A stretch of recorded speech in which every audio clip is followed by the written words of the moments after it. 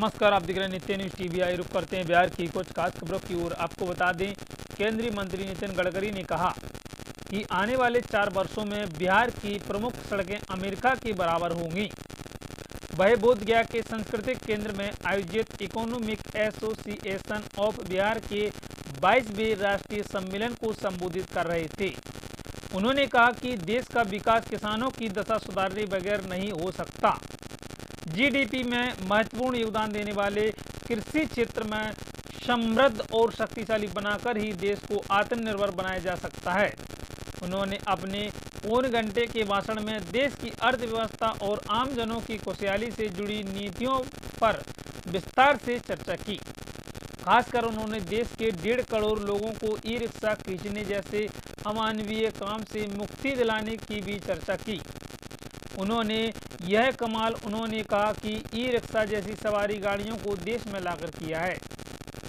इससे पूर्व मगध विश्वविद्यालय के कुलपति प्रोफेसर SP शाही और राज्य के ग्रामीण कार्य मंत्री अशोक चौधरी ने भी अपनी बातें रखी।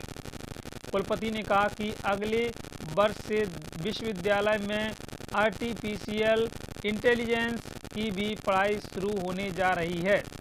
कार्यक्रम में उप मुख्यमंत्री विजय कुमार सिंह, बिहार सरकार के मंत्री प्रेम कुमार, औरंगाबाद के पूर्व सांसद सुशील सिंह, जिला अध्यक्ष प्रेम प्रकाश उर्फ चिंटू सिंह आदि ग्रामीण जन मौजूद थे। आपको बता दें, केंद्रीय सड़क परिवहन और राजमार्ग मंत्री नितिन जयराम गडकरी ने क्या कुछ कहा, आपको दिखाते हैं गया जिला से मोहम्मद सईद की खास रिपोर्ट। बड़ी आवश्यकता है। दूसरी इम्पोर्टेंट बात है कि रोजगार मुंबई में, पटना में, पूना में, बेंगलोर में वहां निर्माण करना ये हमारी प्रायोरिटी नहीं है।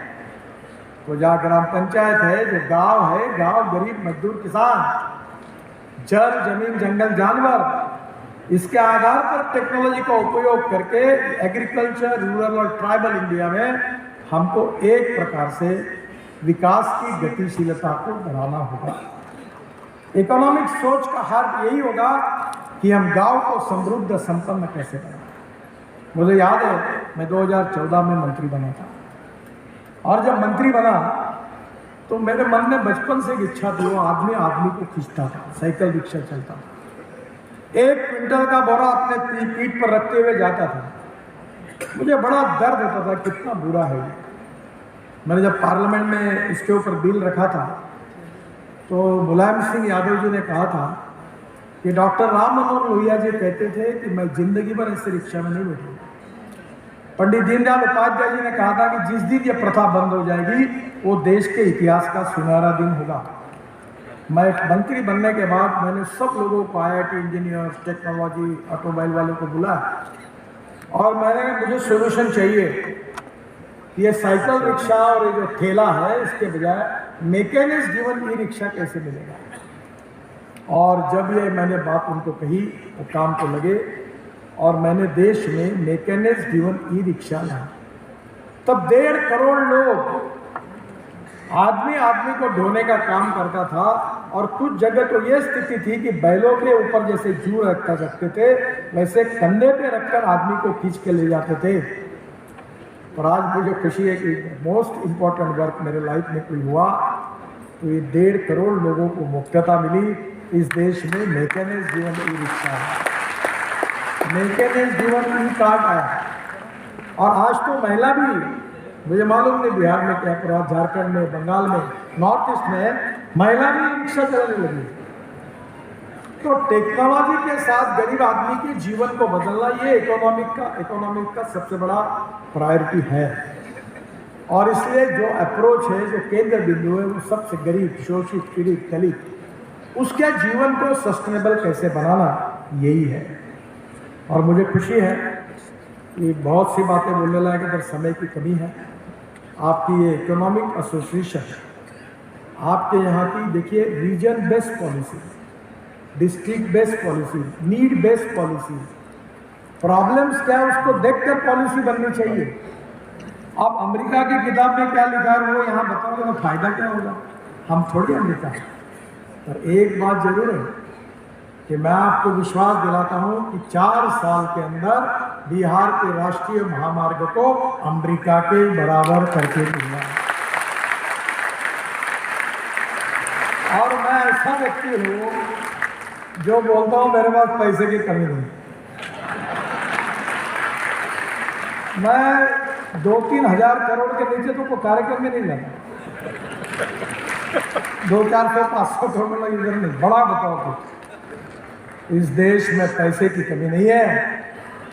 इस देश में ईमानदारी से देश के लिए काम करने वाले लोगों की कमी।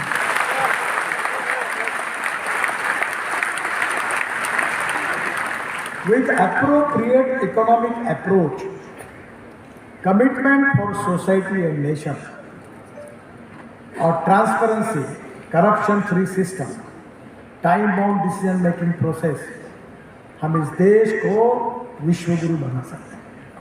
भारत को तीसरी सबसे बड़ी अर्थव्यवस्था बन जाने की उम्मीद जताई है। सभी अर्थशास्त्री मानते हैं देश के विकास के लिए एक मजबूत आधारभूत संरचना का निर्माण अनिवार्य है। आधारभूत संरचना के विकास की दृष्टि से माननीय मुख्यमंत्री महोदय का कार्यकाल बिहार का स्वर्णिम कालखंड रहा है। सड़क के विकास की धमनियां मारी जाती है। आज ग्रामीण विकास विभाग ने इस प्रदेश में 1,70,000 किलोमीटर सड़कों का निर्माण कराया है और हमने 250 आबादी की सभी बसावटों को एकल संपर्कता देने का काम किया है। और अब हमारी कैबिनेट ने, जिसमें माननीय उप मुख्यमंत्री और माननीय मुख्यमंत्री जी ने 100 बसावटों को भी एक एकल संपर्कता देने का निर्णय किया है। 2005 में यह बिहार मात्र 24,000 करोड़ के बजट का बिहार था और 18-19 वर्ष के माननीय मुख्यमंत्री के दूरदर्शिता से और उनके वित्तीय प्रबंधन से आज बिहार 2,80,000 करोड़ के बजट का बिहार है। Regarding the second topic, India is faring the better on a various parameter of sustainable development goals of United Nations. We believe in Mahatma Gandhi principle of trustship. Honorable Chief Minister, Jal Jeevan Haryali program is proving to be one of the best initiatives in the field of sustainable development. The various methods of governance of government of Bihar, starting with the सुशासन के कार्यक्रम, और यह विश्वविद्यालय बहुत बड़ा था। यहाँ गरीबों के बच्चे आज भी 15 लाख के आसपास कम पैसे में शिक्षा पाते हैं और मगध विश्वविद्यालय ने शोध और नवाचार के क्षेत्र में बहुत काम किया है सर। और आपको मैं बताना चाहता हूँ कि अगले साल हम लोग बिहार में पहला यूनिवर्सिटी है जो आर्टिफिशियल इंटेलिजेंस की पढ़ाई हम लोग शुरू करने जा रहे हैं। और सर आपका आशीर्वाद रहा तो हम बहुत कुछ करेंगे और हम कृत संकल्पित हैं मगध के विकास के लिए।